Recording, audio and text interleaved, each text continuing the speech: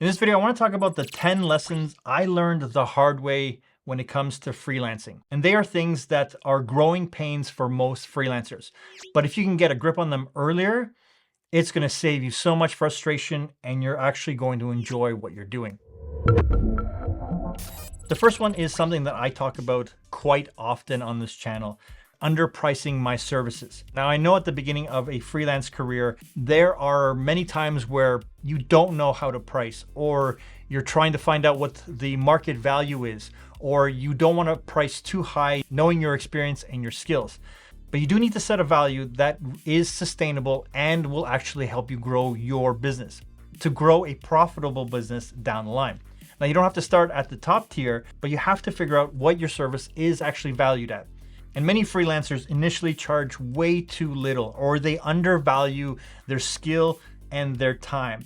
But if you're already setting down the path of becoming a freelancer, you do have the skills that you need to be able to accomplish the work that you're going to be doing. Because if you do undercharge for your services, it will lead to burnout and financial difficulties. So learning to price your services fairly and confidently is crucial for long-term success.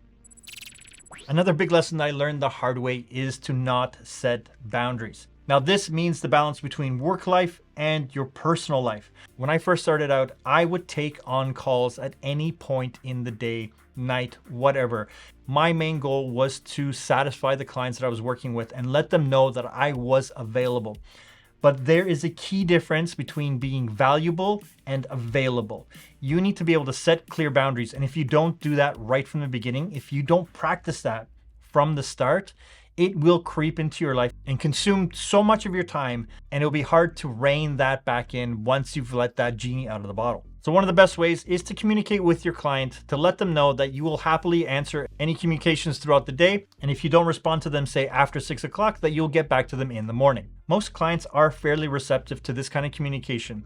And the ones that aren't, well, that's a whole different story.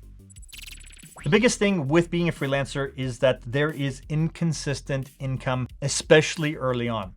There is a tendency to overspend money that has just come in. There will be dry times, and there will be times that when it rains, it shines. So you need to know how to be able to hoard the money a little bit and save for the dry times so you can actually get through it, and treat big projects that bring in big lumps of money as something that you can then flatten out to coast over the next few months. Because one of the biggest stressors with freelancing, especially early on, I'm going to be saying that a lot, is not knowing when the next paycheck is coming in. So being able to confidently put money away, knowing that you'll need to use it later on, is a big win if you can establish that really early on in your career. And just the nature of freelance, the time between projects fluctuates. Sometimes one is ending while another is starting, but other times one is ending and then you're waiting for another one to start.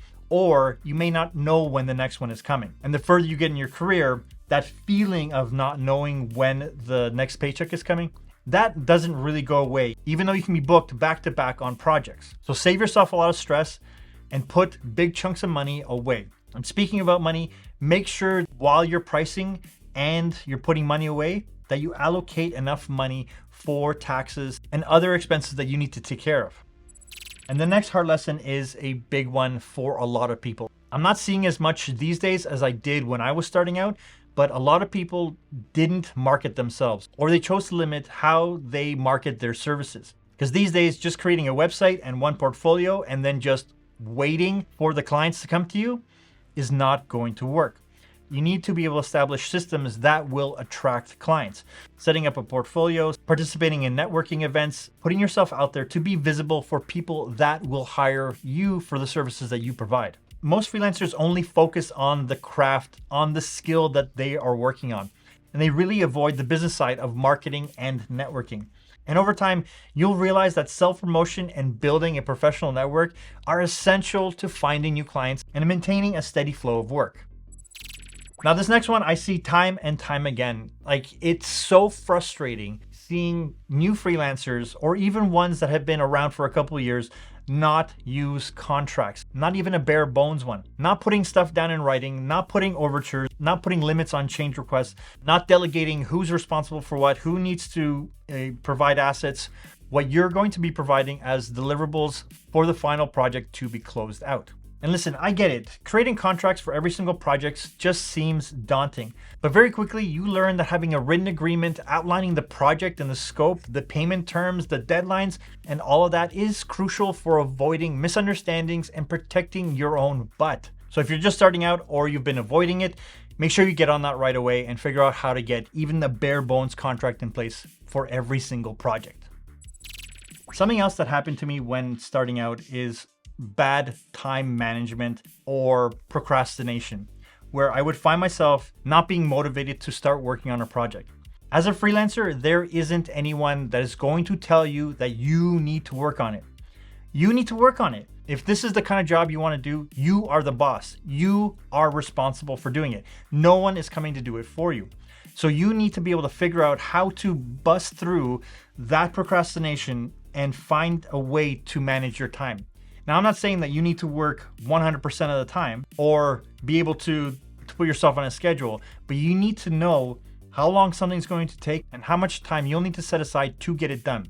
Now, if you're someone that kind of likes getting into that deadline mode where then that's when you focus, that's great as long as you backtrack enough time and you understand how long it's going to take to make it happen. And a lot of freelancers, when they're starting out, they initially struggle to manage their time effectively. And this can lead to a lot of potential missed deadlines, and you're actually building on stress for yourself. So whatever you need to do, you need to get in the habit of knowing the importance of setting the priorities, creating a schedule, and using whatever productivity tools will work for you to stay organized and as focused as possible. So similar to the inconsistent income is that a lot of freelancers, when starting out, feel very compelled to take on lots of projects if they're handed to them and not having the ability to say no. It is crucial that as quickly as possible, you figure out which projects are the ones that you want to work on because they'll attract more work that's similar, which projects will be financially beneficial for you, and start saying no to the rest. The goal is to have 5 clients that pay for 80% of your income throughout each year and being able to cycle through these clients throughout the year. Because if these are your 5 major clients that are bringing in the most amount of money, that extra 20% leaves you room to find new clients and not take on too much work. So those jobs in that 20% have the potential to replace a client in the next year to be your top 5 clients. And the biggest problem with taking on too many clients is that if you don't have good time management, it will start to degrade the quality of the projects you're working on for everyone else. And the goal that you're trying to get with getting more projects is to have financial stability will actually backfire and you'll lose money and clients that were treating you well to begin with. But you need to be realistic with your time and how much you can actually handle, knowing that this is a great opportunity to start expanding your business and building your network. Because if you can hire other freelancers, this is another gateway to finding other clients down the road. Because if you recommend people, they have a tendency to recommend you back. And having a good network is a great way to take on bigger projects down the road. Having a team that you can rely on, that is crucial. But another hard lesson is I didn't invest in myself early on. I didn't invest in my professional development. I'm not talking about skills, I'm talking about the business side and learning more about the field and the industry and trying to figure out how to expand. And a lot of freelancers neglect to continue learning and growing in their field. So always be open to learning new skills through courses, through workshops, through networking events, or just working on your own personal projects to develop your style, which will then lead to more business down the road. A huge lesson that I learned the hard way was underestimating the importance of very clear communication. Because miscommunication with clients happens far too easily and far too often if you don't communicate clear and very often. And this can lead to very damaged professional relationships and even your reputation in the field. Luckily for freelancers that are skilled at what they do, this can be bypassed for a little bit, but everyone needs to get this under control because there are people that I have worked with in the past that are amazingly skilled, but their communication was some of the worst, and I won't work with them again because I'm not confident that I will be able to get clear communication from them when the time requires it. And nothing is worse when a client doesn't know what's happening on their own project. Having clear communication with clients throughout the day, throughout the project, and letting them know the status of their project fills them with confidence, which then makes them relaxed, which then makes them want to work with you more often.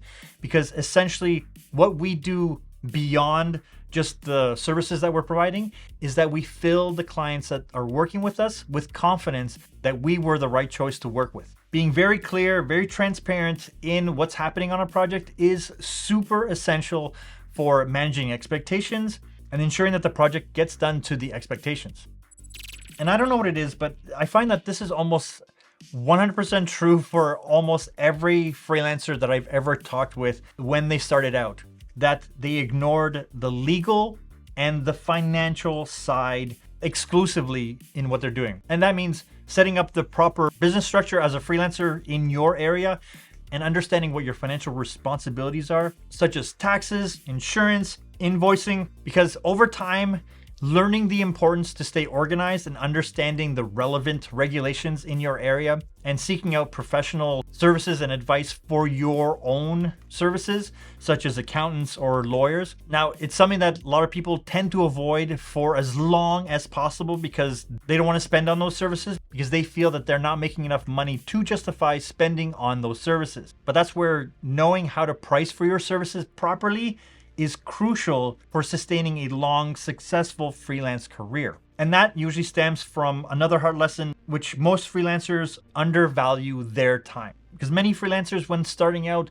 just have no clue what they should charge. And they usually charge too little for their work, and they're really undervaluing the skills and their time. And this will always lead to burnout and financial difficulty in the long run. So understanding how to price your services right from the beginning and how to do it accurately, that you're actually running a profitable business. That's what I talk about in this video, where I talk about how to set your day rate to make sure that at the end of the year, you're doing financially great.